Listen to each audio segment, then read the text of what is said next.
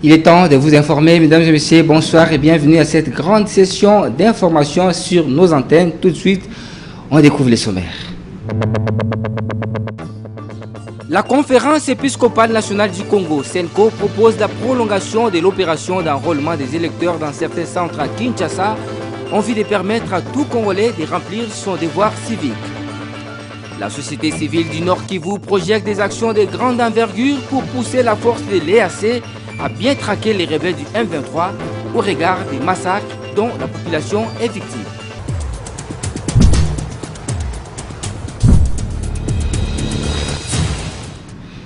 À toutes et à tous, bienvenue. D'abord, cette nouvelle en bref et en images.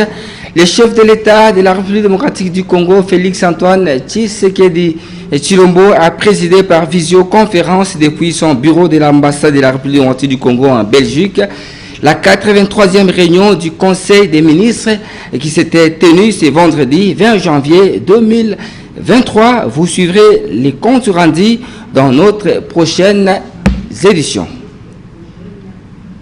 Et à quelques jours de l'arrivée du pape François Ier en République démocratique du Congo, le Premier ministre Jean-Michel Sama Lukonde Kyenge a évalué le niveau d'avancement des préparatifs avec les responsables des différentes commissions. C'était au cours d'une séance de travail qu'il a personnellement présidé à l'immeuble du gouvernement. C'était dans la commune de La Gombe. Suivez. Au cours de cette séance de travail, les différents présidents de commissions préparatoires ont pris part, notamment ceux issus de l'Église catholique, de la présidence de la République, du gouvernement, ainsi que les experts impliqués dans l'organisation de cet événement. Selon Monseigneur Donatien Cholet, secrétaire général de la Conférence épiscopale nationale du Congo et chapelain de sa sainteté le pape, la rencontre de ce soir présidée par le chef du gouvernement est un grand signal que la préparation de la visite du pape est à un niveau très avancé. On va poursuivre ce journal pour vous dire que la ministre d'État, ministre de la Justice et garde des Sceaux, Rose Mutombo Kiese, a donc eu une séance de travail dans son cabinet de travail avec le directeur du bureau conjoint des Nations Unies aux droits de l'homme, Abdoul Aziz. Plusieurs questions ont été passées en revue, notamment la participation de la République démocratique du Congo au Conseil des droits de l'homme à Genève, en Suisse. Suivez ces reportages de Marie-Sylvie Fortuné-Mboula, rendu pour vous par Julia Kamwanya. Abdoul Aziz Tchoye a tenu à rencontrer la ministre d'État, ministre de la Justice et garde de Sceaux Rose Mutombo Kiese, qui joue un rôle important en ce qui concerne les priorités à fixer par le chef de l'État et également par le chef du gouvernement par l'administration de la justice, qui est un secteur clé pour la paix et la sécurité, et aussi le développement pour lui dans son rôle de représentant du haut commissaire des Nations Unies aux droits de l'homme en RDC. Nous avons des relations de travail privilégiées qui nous ont permis d'avoir des avancées que nous comptons consolider. Donc c'est un peu le sens de la discussion que nous avons eue. Et c'était aussi une occasion de parler des dates à venir, notamment la session de haut niveau du Conseil des droits de l'homme qui aura lieu à la fin du mois de février et qui, je pense, est une occasion importante pour la RDC de pouvoir y participer au plus haut niveau et de pouvoir être dans ce concert des nations. Beaucoup de chefs d'État et de gouvernement y participent aux côtés du secrétaire général et du haut commissaire des Nations Unies. Je pense et j'espère que ce sera une bonne occasion pour le chef de l'État qui devrait ou pourra faire le déplacement, ainsi que la délégation gouvernementale, de pouvoir échanger avec la haute commissaire. À chaque fois que la RDC a participé à des sessions du Conseil des droits de l'homme ou devant les différents mécanismes de surveillance et traités, cette question-là revenait parce que c'était une violation de droit à un procès équitable. Nous allons à présent parler de ces naufrages des bassins Koussou. Au moins 100 passagers ont trouvé la mort dans les naufrages d'un convoi motorisé sur la rivière Lilanga en aval des bassins Koussou dans la nuit de mardi à mercredi 18 janvier 2023 dans la province de l'Équateur.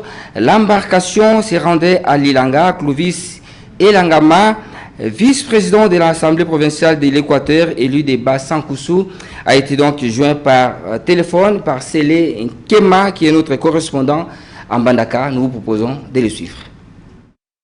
Les naufrages ont eu lieu il y a 3 jours passés dans les tronçons Menga en allant vers Bassang à plus ou moins 93 km des Bassang. Bon, cette situation malheureuse, d'ailleurs, je présente mes condoléances à toutes les familles éplorées parce que cette situation a causé la mort de certains de mes sœurs, ce qui est malheureuse nouvelle. Mais la solution ou la prise de solution qui était donnée, c'est en route. On train d'arriver là où les naufrages est lié pour voir concrètement qu'est-ce qui s'est passé et voir aussi comment je peux être utile à cette population. Mais le gouvernement doit agir. D'abord, le gouvernement doit agir à l'entremise du service de transport. Le ministère des Transports, le ministère provincial des Transports, voire même national, doit nécessairement s'occuper des embarcations, parce que cette embarcation du fortune qu'on appelle communément Dura cause beaucoup de morts dans notre province. Et aussi, les commissaires plusieurs doivent prendre les dispositions pour jauger avant de donner l'autorisation d'embarquement aux amateurs.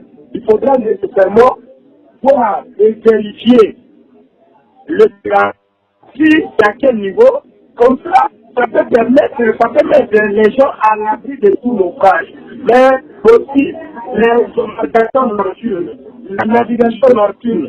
Combien même de l'air est interdit par la loi, mais elle est pratiquement en étude. Et les bureaux de la coordination provinciale de la société civile du Nord Kivu dit ne plus croiser les bras face aux atrocités que font subir les rebelles du M23 soutenus par les Rwandais à la population de l'Est en présence de la force régionale de l'EAC.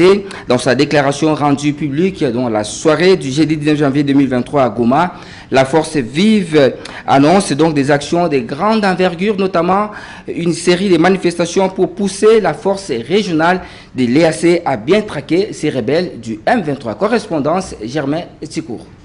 On savait que le 15 janvier, c'était la date butoir pour que les terroristes du M23 avec leurs alliés RDF et UPDF puissent se retirer de toutes les zones occupées et que le M23 serait déjà dans les monts Sabinho. Mais malheureusement, aujourd'hui, nous sommes le 19, rien n'a été fait. Et je crois que nous, comme société civile, nous n'allons pas baisser les bras. Je crois que cette province nous appartient. Et là, nous sommes en train d'appeler la population, leur dire que le M23, qu'ils veulent ou pas, ils partiront toujours parce que nous n'allons pas leur laisser, ils vont quitter parce que nous n'allons pas leur laisser même un mètre sur notre sol, donc dans notre province, nous n'allons même pas laisser un mètre. Donc, nous commençons à vous informer, vous les chevaliers de la plume, en disant que nous allons bien évidemment commencer des manifestations pour exiger d'abord les chefs d'État de l'EAC d'ordonner cette force régionale afin de traquer tous les groupes armés, y compris les terroristes du M23 et leurs alliés. Nous allons demander aux chefs d'État de l'EAC, pourquoi pas ne pas aussi condamner les Rwandais.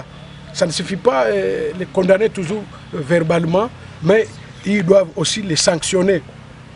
Ça, nous allons demander, pas seulement au chef d'État de l'EAC, mais même à l'Union africaine, pourquoi pas même aux Nations Unies. Le gouverneur a été réceptif. Je crois que cette situation d'insécurité les préoccupe aussi au plus haut niveau. Je crois que par rapport à nos préoccupations, il nous a quand même répondu favorablement. Vous savez que pas plus tard que le 17, il y a même un communiqué.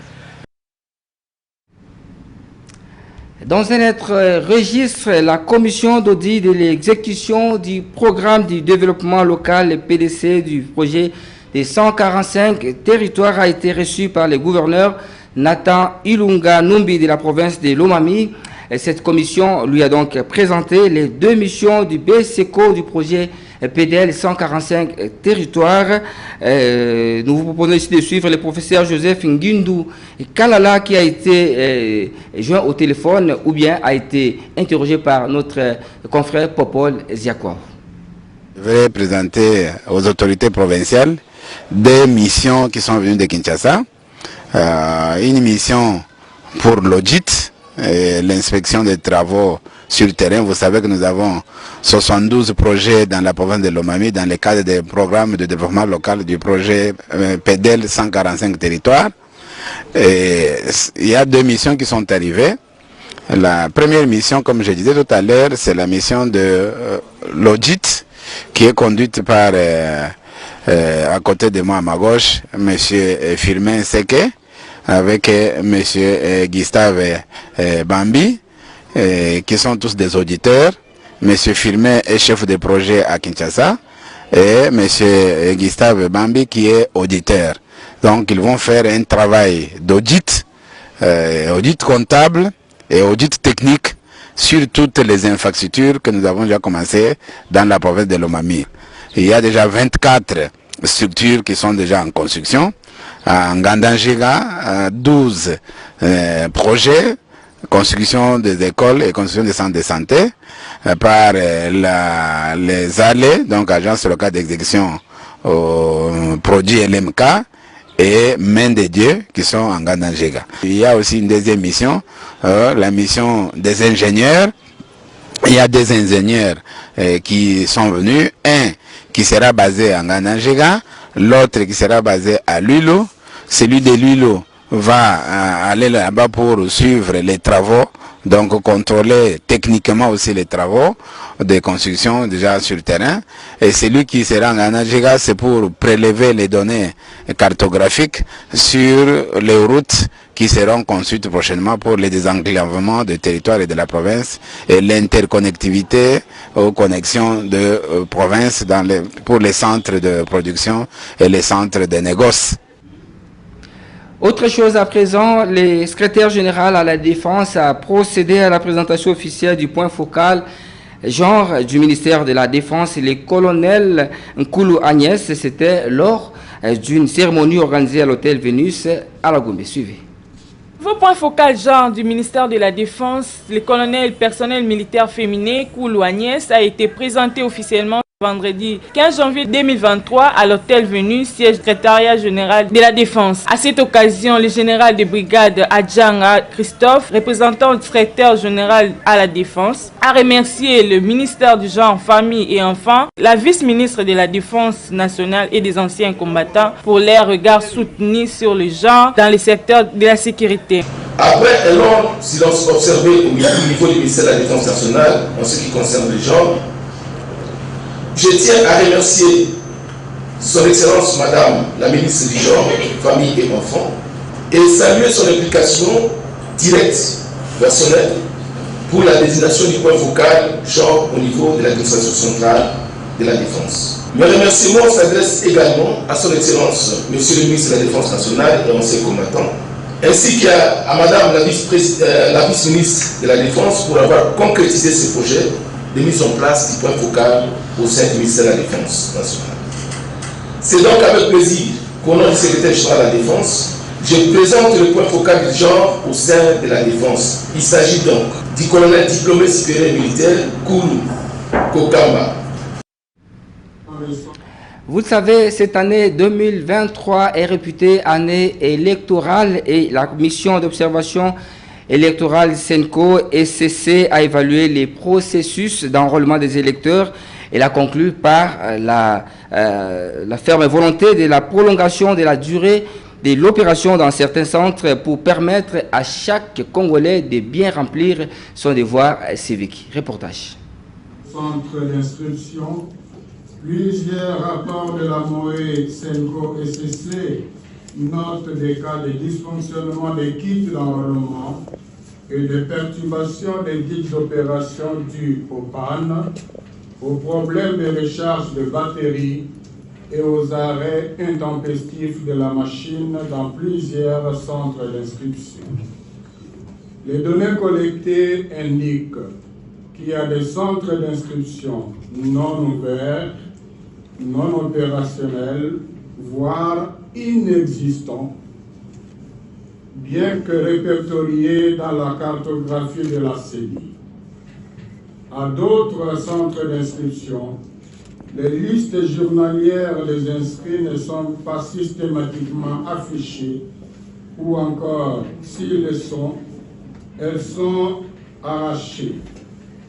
En outre, plusieurs électeurs se plaignent de la qualité du service au niveau des centres d'inscription.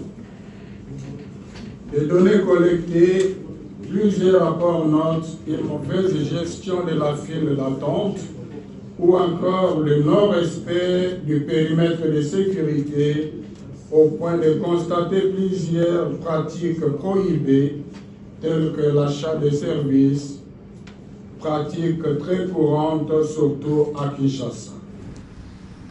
Vous venez là donc de suivre Monseigneur Donatien Cholet, secrétaire général de la SENCO. Et le directeur général de l'Office national des produits agricoles du Congo, NAPAC, Guy Bompate, a séjourné à Inongo, chef-lieu de la province de Mai-Ndombe, de dimanche 15 à mercredi 18 janvier 2023. Objectif, remplir son devoir civique, celui de se faire enrôler. Il en a profité de cette occasion pour appeler donc la population à se faire enrôler, elle aussi, pour prendre part aux prochaines élections de 2023. Nous proposons de suivre ces reportages de Africa Mujinga et Arma Minimio. Approche à grands pas en République démocratique du Congo. Les états-majors de plusieurs partis et acteurs politiques ressortissants de la province de Mai-Ndombe affûtent déjà leurs armes pour affronter ces élections. Les cas de Guy Bompate, cadre du parti politique Union pour la démocratie et le progrès social, UDPS, qui a foulé ses pieds la ville d'Inongo, chef-lieu de la province du Mai-Ndombe, en provenance de Kinshasa, la capitale. Au pied de l'avion, visiblement, l'aérodrome d'Inongo a refoulé du monde. Après cette étape, le directeur général de l'Office national des produits agricoles du Congo, ONAPAC, Guy Bompate, s'est rendu au centre d'inscription Mombilanga, dans la commune de Bonsé, pour se faire enrôler. Aussitôt obtenu sa carte, Guy Bompate a invité la population de la ville d'Inongo à s'enrôler massivement.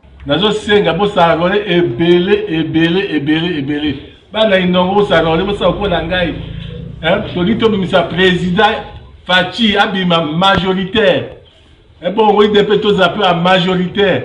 Pour ton bon kalate, dans les bureaux, et tonda nabatu. Banama indombe, basi mibali. Bisonyo soto tonda awa. Pour être Fachi abima premier avec 99%. Donc c'est victoire. Après l'enrôlement, direction village Ilunga. Ici, Guy Bompate a été accueilli comme un prince. Il en a profité pour visiter les plantations de cacao et d'autres produits pérennes dans cette partie du pays. Et toujours dans le même registre, fille du territoire de Luozi dans le Congo central, la sénatrice Nefertiti Ngoudianza a choisi d'aller s'enrôler chez elle à la cité de Luozi. Une décision qui lui a permis non seulement d'inviter les siens à s'enrôler massivement, mais aussi de faire le constat de certaines pesanteurs en rapport avec l'opération d'identification et d'enrôlement, et aussi d'interpeller la Commission électorale nationale indépendante CENI. C'était un reportage de notre correspondant Carlis Kaluangila. Tout ce que le territoire de Luozi compte comme notabilité et population s'est donné rendez-vous au beach de Kimpangu pour accueillir la sénatrice Nefertiti Ngoudianza, présidente de la fondation qui porte le même nom.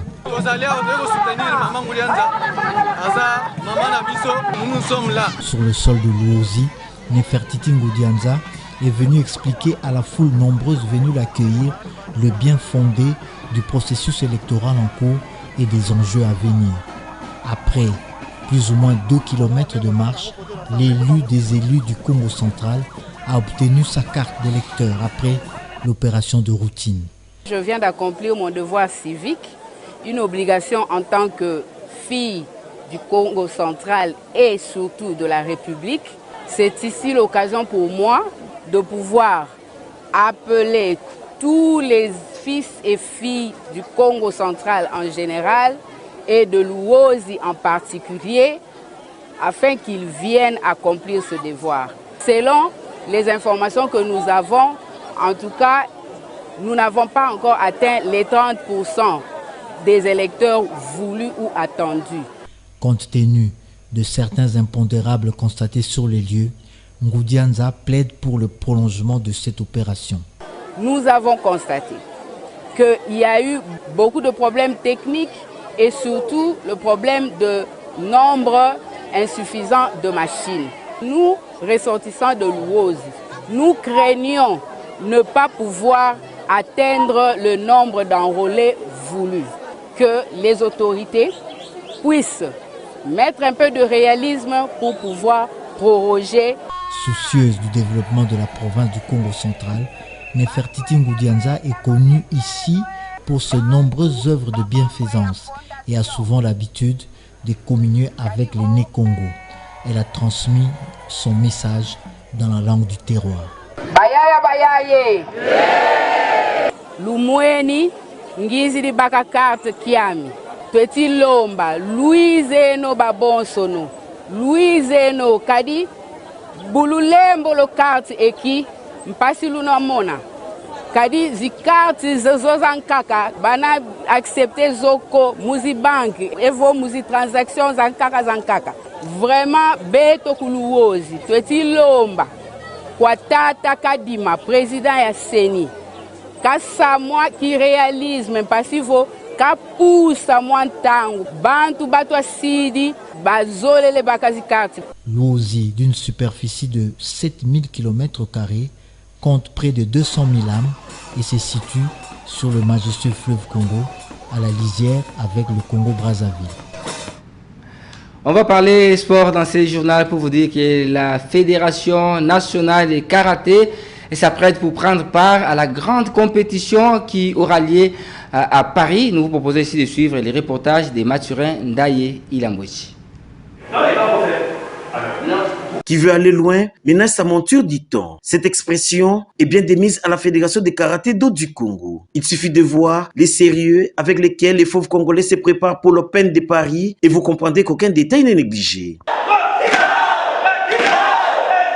Et pour cette séance spéciale, l'on a fait aussi recours à un entraîneur spécial. Il s'agit de Claude Tshisekedi pour son expérience dans cette compétition. J'ai l'impression que nous avons une dette, puisque la dernière personne qui a combattu à l'Open de Paris, c'était moi, en 2000, ouais. Donc ça fait 23 ans qu'on n'a pas encore, que le Congo n'a pas été à l'Open de Paris. Moi j'ai fait l'Open de Paris 3 fois. Donc souvent on était qu'à 2, une fois de temps en temps moi, une fois avec Omana. Donc on essaie maintenant de récoller ce qui n'a pas été. Donc, s'agissant de la forme physique des athlètes, Nancy Chaba, membre du staff technique, rassure. Les athlètes sont prêts, vous l'avez remarqué, moralement, ils sont prêts parce que ce sont de vrais internationaux, donc c'est-à-dire pour eux il n'y a pas de vacances, ils ne dorment pas, donc il y a toujours l'auto-formation avec eux. Ce n'est pas qu'ils sont restés, c'est vrai qu'il y avait des fêtes, mais ils étaient concentrés. Du côté des athlètes eux-mêmes, la détermination est très lisible, rien que dans leurs propos, on sent ce qu'ils veulent donner à la nation. L'Open de Paris permet aux athlètes d'améliorer leur ranking sur le plan international. On va parler de cette nouvelle pour vous dire que John William Twai, l'un des rares journalistes rwandais à avoir publié des articles critiques à l'égard du régime rwandais de Paul Kagame, est décédé dans un accident de circulation routière mercredi dernier. L'annonce a été donc faite par la police nationale rwandaise qui a révélé que l'infortuné aurait été sur une moto qui aurait percuté un véhicule mardi soir et succombé des suites de ces graves blessures. Et prenons à présent les condensés de l'actualité en bref avec nos confrères de la Voix de l'Amérique, VOA. En République démocratique du Congo, la MONUSCO a découvert des charniers contenant les corps de 42 civils, dont 12 femmes et 6 enfants, sur 2 sites à 30 km à l'est de Bunia, dans la province de l'Ituri. Les casques bleus avaient lancé une patrouille suite à des attaques contre des civils par les milices Codeco le week-end dernier. Au Nigeria, les 2 derniers otages d'un enlèvement dans une gare dans l'état d'Edo ont été libérés par les forces de sécurité qui ont arrêté 7 personnes, dont 2 chefs de village. Le 7 janvier dernier, des dizaines de personnes avaient été enlevées lors de la prise d'assaut de la gare par des hommes armés. L'Afrique du Sud a annoncé ce jeudi l'organisation en février de manœuvres communes avec les marines russes et chinoises au large de ses côtes entre le 17 et 27 février prochain. La croissance en Afrique a connu un ralentissement en 2022 et l'inflation est au plus haut depuis plus d'une décennie, selon un rapport publié jeudi par la Banque africaine de développement. Ce rapport souligne néanmoins la résilience des économies du continent. Et les compléments d'actualité avec la revue de presse dans une sélection et commentaires signés pour vous par Patrick Polidor-Ngadiami.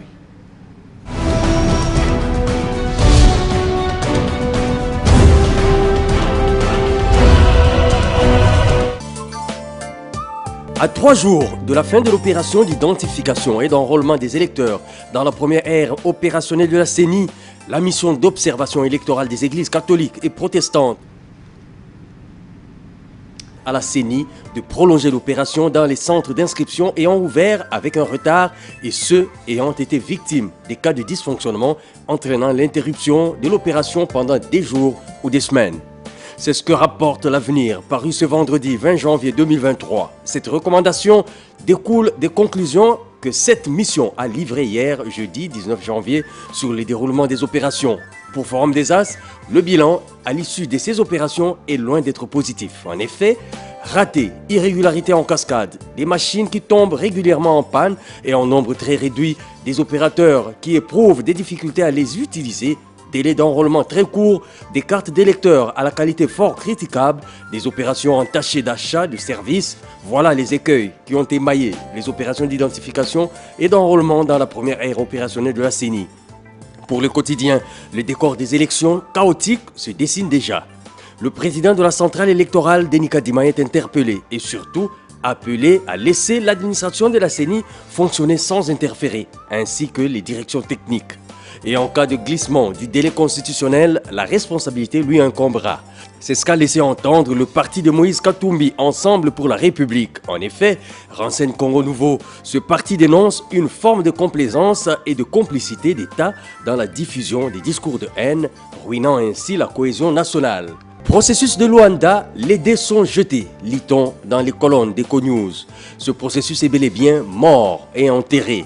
Et pour cause, précise le tri-hebdomadaire, à la date échue, c'est-à-dire le 15 janvier, date à laquelle les terroristes du M23 devaient, en application du communiqué du mini-sommet de Luanda du 23 novembre 2022, quitter toutes les zones occupées sur les territoires congolais, le constat est que les lignes ne semblent pas avoir bougé. Et le M23, appuyé par le Rwanda, se livre à un jeu des yo-yo, libérant une localité pour en occuper d'autres aux grandes dames de la force régionale de l'EAC. Et maintenant, que faut-il faire s'interroge le journal. Réponse, la diplomatie congolaise doit imaginer de nouvelles voies par où aborder la question, rendue de plus en plus complexe du fait des points de vue tranchés des différentes parties. Sur la table du chef de l'État, écrit Econews, il y a l'option militaire qui n'attend que son aval pour être activée. Rapport Félix Tshisekedi Vital Kamerhe, le libre débat alerte sur un couac. Le tabloïd part du constat du silence du leader de l'UNC sur la situation à l'est de la République pour conclure qu'il boude. Et d'ailleurs, écrit-il, des sources proches de son parti indiquent que Vital Kamerhe se plaindrait de l'attitude que le chef de l'État Félix Tshisekedi afficherait à son endroit. Pour beaucoup, poursuit le libre débat, Il ne comprendrait pas que lui, qui a été pour beaucoup dans les tractations ayant conduit à la mise en place du pouvoir actuel, soit pratiquement mis de côté. Le Moniteur s'intéresse au remaniement du gouvernement annoncé par le chef de l'État et donne la raison pour laquelle le nouveau gouvernement Samalou Condé n'est pas sorti le week-end. Selon ce journal, c'est parce que l'ancien informateur du gouvernement, Samalou Condé I, à savoir Modeste Bahati, n'a pas été saisi de la lecture de l'ordonnance nommant les ministres et ne se retrouverait pas dans la nouvelle composition. Il faut alors tout revoir dès le retour de béton de la Suisse, sinon c'est la débâcle, écrit le Moniteur. Enfin, bonne nouvelle, bientôt les batteries électriques seront disponibles. Sur papier, écrit le Phare, plus rien ne s'oppose. Projet ficelé par Washington, Kinshasa et Lusaka en marge du sommet USA-Afrique, tenu au mois de décembre 2022 dans la capitale fédérale américaine. À en croire le dernier communiqué du département d'État, indique le quotidien, tous les détails du protocole d'accord entre les trois partenaires sont désormais disponibles. Bonsoir.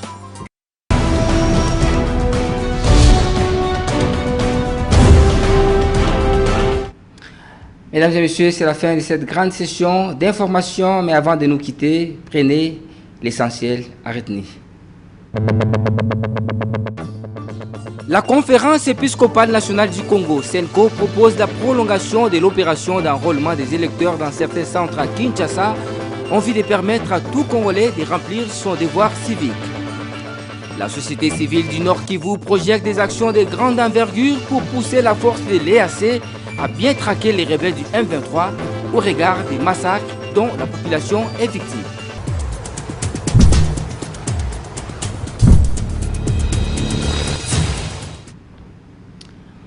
Ce journal est complètement terminé. Merci à vous tous de l'avoir reçu chez vous.